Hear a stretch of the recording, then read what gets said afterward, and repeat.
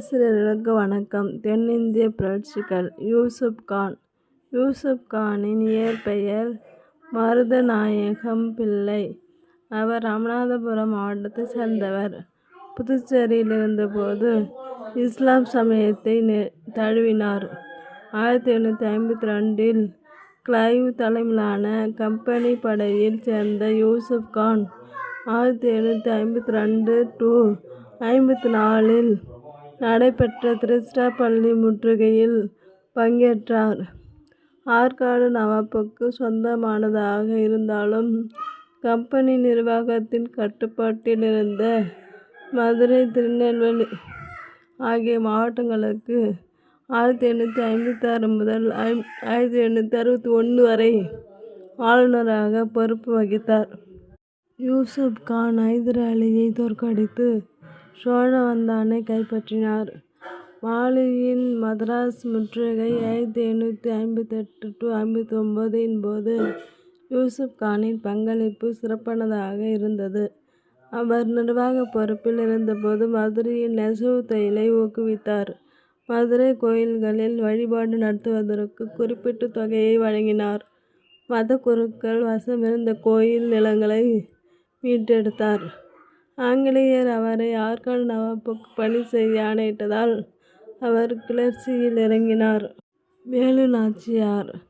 ராமநாதபுரம், சிவகங்கை, விருதுநகர், புதுக்கோட்டை ஆகிய மாவட்டங்களாக இன்று அறியப்படும் பகுதியை சேதுபதி மன்னர்கள் ஆட்சி செலுத்தினர். வேலு நாச்சியார் ராமநாதபுரம் அரசரான செல்லமுத்து சேதுபதியின் மகளாக 1830 பிறந்தார். செல்லமுத்து சேதுபதிக்கு ஆண் வாரிசு இல்லை. வேலு நாச்சியார் ஆங்கிலம், பிரெஞ்சு, உருது போன்ற மொழிகளில் வல்லமை பெற்றிருந்ததோடு குதிரை ஏற்றம், வில்வித்தை, சிலம்பம், வளரி போன்ற கலைகளிலும் திறமையாக விளங்கினார். வேலு நாச்சியார் சிவகங்கை அரசரான முத்து வடுகநாதரை மணந்தார். இவர்களுக்கு வெள்ளச்சி நாச்சியார் என்ற மகள் இருந்தார். வேலு நாச்சியாரின் கணவன் 1872 ஆற்காடு நவாப் லெப்டினன்ட் கர்னல் ஜோர் படைகளால் கொல்லப்பட்டதும் அவர் தன் மகளுடன் தப்பித்து திண்டுக்கல் அருகே விருப்பாட்சியில் ஐதர் அலி, கோபால நாயக்கர் ஆகியோரின் பாதுகாப்பில் 8 ஆண்டு காலம் இருந்தார். இக்காலகட்டத்தில் வேலு நாச்சியார் ஒரு படையை கட்டமைத்தார். வேலு நாச்சியார் சார்பில் ஐதர் அலிக்கு தளவாய் தாண்டவராயனார் எழுதிய கடிதத்தில் ஆங்கிலேயரை தோற்கடித்த 5000 காலாட்படையும் 5000 குதிரைப்படைகளையும் அனுப்பும்படி கேட்டுக்கொண்டார். அக்கடிதத்தில் வேலு நாச்சியார் தனக்கு கிழக்கிந்திய கம்பெனியோடு இருந்த பிணக்குகளை உருது மொழியில் வெளிப்படுத்தியிருந்தார். வேலு நாச்சியாரின் மன உறுதியை பார்த்து வியந்த ஐதர் அலி தனது திண்டுக்கல் கோட்டை படைத்தலைவரான சையதிடம் வேலு நாச்சியாருக்கு வேண்டிய இராணுவ உதவிகளை வழங்குமாறு ஆணையிட்டார். ஆங்கிலேயரை தாக்கும் நோக்கத்துடன் கோபால நாயக்கர், ஐதர் அலி ஆகியோருடன் கூட்டணி அமைத்தார். 1880 இவ்விருவரின் துணையோடு ஆங்கிலேயருடன் போரிட்டு வென்றார். வேலு நாச்சியார் ஒரு பெண்கள் படையை உருவாக்கியிருந்தனர். வேலு நாச்சியார் ஆங்கிலேயரின் வெடிமருந்து கிடங்குகளை கண்டுபிடிப்பதற்கு தன் உளவாளிகளை பயன்படுத்தினார். நாச்சியாரின் படையில் இருந்த குயிலி தன் மீது நெருப்பு வைத்து கொண்டு ஆங்கிலேயரின் வெடிமருந்து கிடங்கில் நுழைந்து அதை அழித்தார். ஆற்காடு நவாப் வேலு நாச்சியாருடைய படை முன்னேறி வருவதை தடுக்க பல தடைகளை ஏற்படுத்தினார். எனினும் நாச்சியார் அனைத்து தடைகளையும் வெற்றிகரமாக எதிர்கொண்டு சிவகங்கைக்குள் நுழைந்தார்.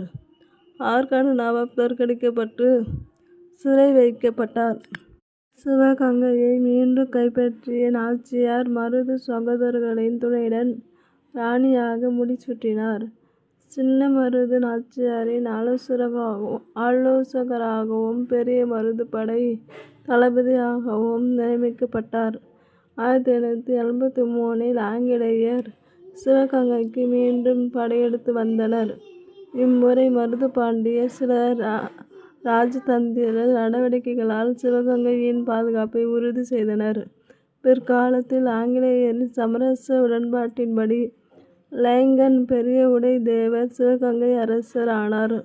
1890 இவருக்கு மணம் முடித்து வைக்கப்பட்ட வல்லச்சி நாச்சியார் சந்தேகத்துக்கிடமாக முறையில் இருந்தார்.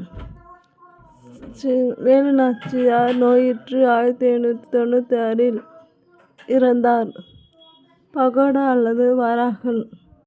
விஜயநகரத்தில் அறிமுகமான தங்க நாணய பகோடா எனப்பட்டது. ஐரோப்பிய வணிகர்கள் இந்தியாவுக்கு வந்த காலகட்டத்தில் இப்பணம் செல்வாக்கு பெற்று விளங்கியது. திப்பு சுல்தான் ஆட்சியில் மைசூரில் ஒரு பகோடா 3½ ரூபாய்க்கு சமமாக கொள்ளப்பட்டது. பகோடா மரத்தை உலுக்குதல் என்ற சொலவடை இங்கிலாந்து மக்களிடையே நிலவியது. ஒருவரை அதிர்ஷ்டசாலியாக்கும் வாய்ப்புகள் இந்தியாவில் குவிந்து கிடக்கின்றன என்ற ஐரோப்பியர்களின் அக்கால மனநிலையை இதன் மூலம் நாம் உணரலாம்.